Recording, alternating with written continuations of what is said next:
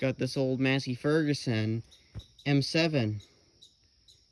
This here was found underneath a barn next couple towns over. I'll display a image of what this looked like under the barn.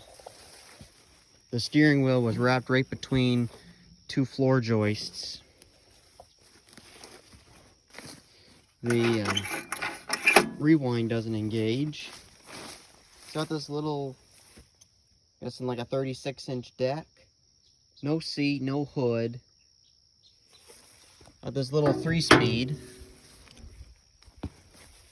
I don't know, what do you think in the comments? Great restoration project? Or is this just a pile of scrap iron? Let me know what you think in the comments.